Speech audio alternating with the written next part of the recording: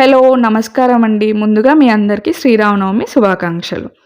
ఇవాళ నవమి రోజు సమర్పించాల్సిన స్వామివారికి ఎంతో ఇష్టమైన 3 ప్రసాదాలు ఏ విధంగా చేసుకోవాలో అనేదే ఈ వీడియో. ముందుగా పానకం కోసం ఒక గిన్నెలో నీళ్లు పోసుకొని, బెల్లం తురుము వేసుకొని కరిగేదాకా పక్కన పెట్టుకోండి.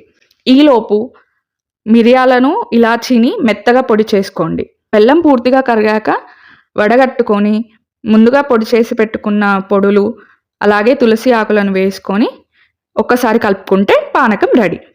చలిమిడి కోసం ఒక ప్లేట్లో 1 కప్పు బియ్యపిండి, అదే కప్పులో సగం వరకు బెల్లం తురుము వేసుకొని ఒకసారి కలుపుకోండి.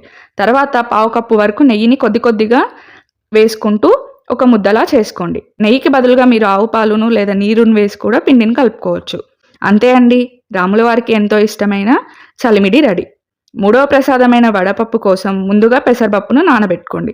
మీరు దీనికి బదులు శనగపప్పునైనా ఉపయోగించవచ్చు. పప్పు బాగా నానాక నీళ్లు వడగట్టుకొని బెల్లం ముక్కతో సమర్పించండి. కావాలంటే చక్కెరను లేదా కొబ్బరి తురుమును కూడా వేసుకోవచ్చు.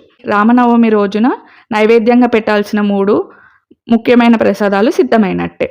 ప్రతి సంవత్సరం ఈ పండగ రోజున మీరే ప్రసాదాలు చేస్తారో తప్పకుండా కామెంట్ చేయండి. అలాగే వీడియోకి లైక్ చేసి నా ఛానల్ని సబ్స్క్రైబ్ చేసుకోవడం మర్చిపోకండి. బాయ్.